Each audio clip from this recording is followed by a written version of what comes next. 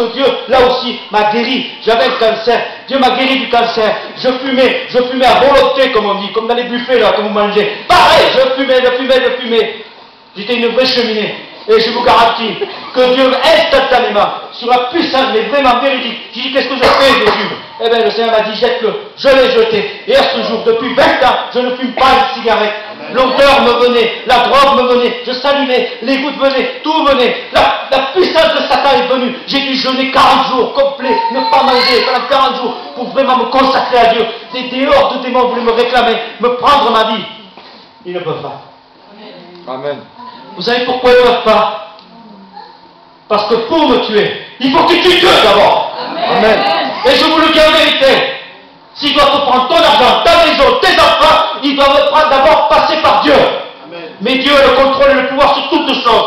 Il fait ce qu'il veut et ce qui lui plaît. Nous, les mystères, c'est pas à nous, on verra là-haut dans la gloire. Mais moi, j'ai la foi et je crois.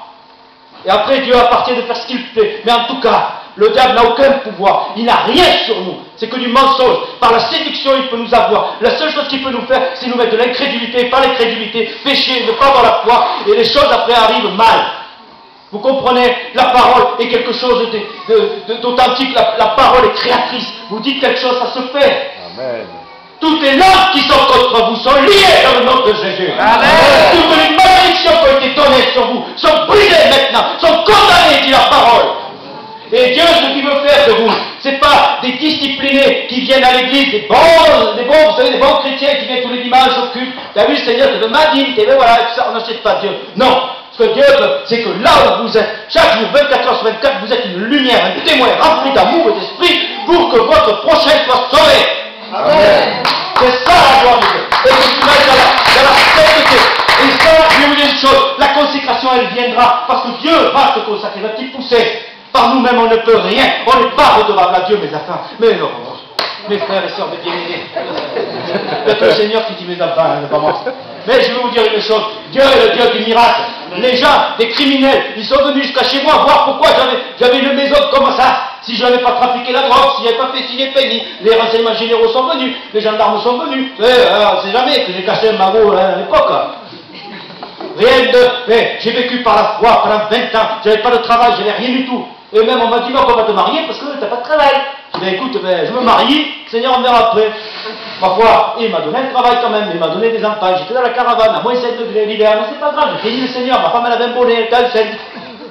C'est pas grave, on l'a béni, on n'a jamais plein. Viens ma femme, tu vas voir, vous savez pourquoi? Parce que j'ai pris ma moto, j'ai pris tout ce que mes espoirs, tous ces bazars de rock et de trash et tout ça, la drogue, et tout ce que vous voulez, même mes vêtements, mes Santiago et tout, j'avais plus rien. Et j'ai tout brûlé, j'ai foutu le feu. J'ai arrosé toute essence. C'est tout ce que je possédais dans ma vie. Tout ce que je possédais. Ma moto, c'était ma vie. Celui qui posait, il était mort. Celui qui touchait, qui avait un regard, il était mort. Parce que dans le milieu biker, vous savez, c'est votre femme, elle passe après. C'est la moto.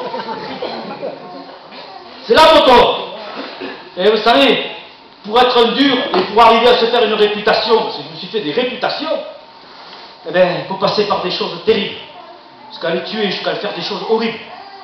Pour être un grand garçon. Mais Dieu m'a stoppé net. Parce qu'il avait un plan. Un plan pour remettre de l'ordre aussi. Et j'ai dit, là, j'ai vu la gloire de Dieu. Et une chose qui est arrivée. Excusez-moi, je parle beaucoup. Alors j'avais froid, mais qu'est-ce que j'ai chaud, hein? Béni soit le Seigneur. Amen. Et je bénis le Seigneur parce que quand il m'a pris comme ça, je ne sais pas ce qu'il allait faire de moi. Combien de fois j'ai dit, Seigneur, mais qu'est-ce que tu vas faire de moi? Je ne bois rien. Vous voyez, tous les matins, vous prenez les emballages, les poubelles, comme ça, vous les descendez, vous les mettez dans vos poubelles. Voilà, moi j'étais dans l'emballage, là, vous voyez, c'était ça ma vie. Les poubelles, pareil. Mais le Seigneur, lui, il n'a pas pris des gants et tout pour nettoyer la poubelle, il est descendu sur la terre, c'est une vraie poubelle. Il a quitté sa gloire et il est venu là où il est déché. Et il n'a pas eu peur, il n'a pas eu honte. Il est allé voir le lépreux, il a guéri. Il a été voir le sidaïque, il a guéri. Il a été voir tous, il a guéri. Il a vu le religieux, il a dit, repas de toi.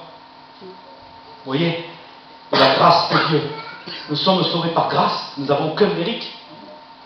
Et récemment, j'ai vécu quelque chose, pourquoi je vous disais tout à l'heure que les médecins venaient, parce que j'ai eu des attaques fortes, c'est que la nuit, vous savez, vous connaissez l'apnée du sommeil, moi je l'ai connu parce que j'en faisais, que je ne savais pas que j'en faisais. C'était nouveau. Tout ce qui m'est arrivé, c'était impressionnant. Et ils me disent, vous faites l'apnée du sommeil. Donc je faisais des apnées du sommeil, je faisais des arrêts cardiaques, et la nuit, j'y passais, quoi. Mais c'est vrai que... Et alors j'avais des apparitions démoniaques, j'avais décidé, j'ai dit, il faut que ça cesse, il faut que ça s'arrête, ça. Alors j'ai dit, je ne cautionne plus les pertes, ces choses et tout, je ne cautionne plus tout ça, j'en ai marre. Bon, et je suis allé, elle m'a dit, à l'hôpital, moi je dis, moi c'est le moyen de l'hôpital, on est fatigué, moi je suis pas trop. Mais bon, il faut quand même se soumettre aussi, ma femme, mes enfants, nani, nana, bon, je dis, écoutez, bon, ok. Moi ma foi, elle reste ma foi. Dieu qui guérit, qui bénit. Mais je ne veux pas faire de bêtises. Bon, ok, j'y vais, d'accord, j'y vais. Ils vont voir, ils me mettent le machin, vous savez, électrique, là, la nuit, là, tout ce bazar. Et puis, qu'est-ce qui se passe? Bon, il me dit, oui, vous faites de l'apnée pour rentrer à l'hôpital, machin, et tout ça, et on va plus approfondir, et tout ce circuit.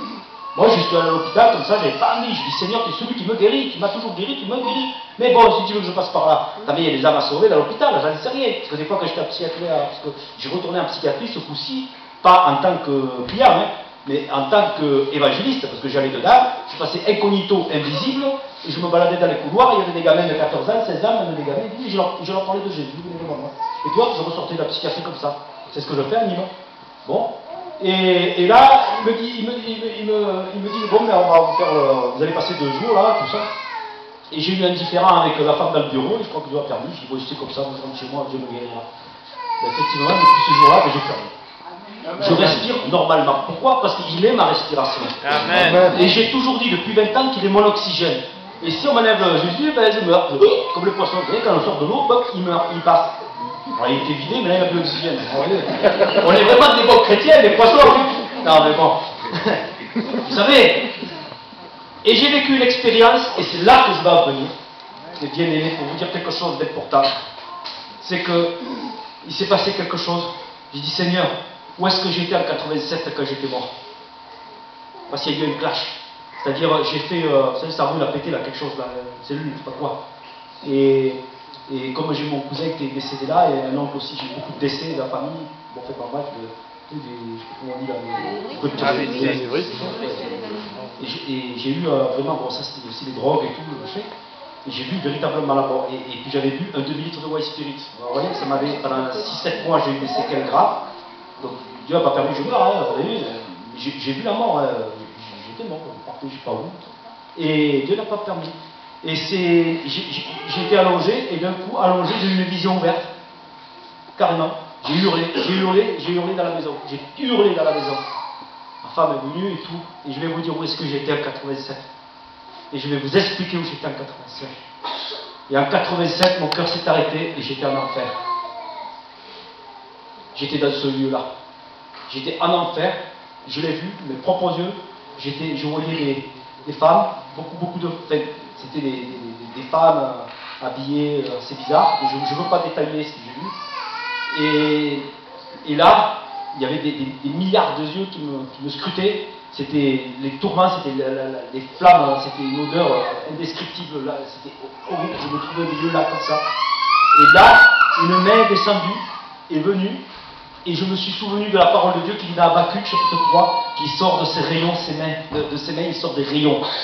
Et là, une main est descendue dans l'enfer, comme ça, et je suis monté dans la main, et je me suis retrouvé devant le Seigneur Jésus. Il y avait 2 anges à côté de lui, et quand j'étais devant le Seigneur, mais dans mon esprit, je ne comprenais pas trop ce qui se passait. J'étais comme ça, en extase, et je ne comprenais pas, mais je savais dans mon esprit que c'était Dieu. Et là, il a pris une robe, une espèce de robe, qui était pliée d'une façon parfaite, sans couture, comme dit la parole. Mais cette robe, il a comme déplié, et en vérité, c'était pas une robe, c'était un corps. Comme un corps, vous savez, un corps parfait. Il ne manquait plus qu'à mettre ma tête dessous. Et le corps était parfait. C'était le corps de gloire qu'on aura là-haut quand on sera près de Jésus. Et le Seigneur m'a dit qu'il me renvoyait, il me mettait sur la terre, qu'il ne permettait pas que j'aille en enfer, mais qu'il allait se servir de ma vie. Donc je suis revenu. Et ça, c'est une grâce. Parce qu'en vérité, je devais être en enfer normalement. Et Dieu m'a fait la grâce de ne pas y aller. Et ça, c'est très important. Et c'est ce que je témoigne chaque jour aux gens. Il ne faut pas avoir peur de témoigner de la croix, de témoigner de l'enfer, parce qu'il existe réellement.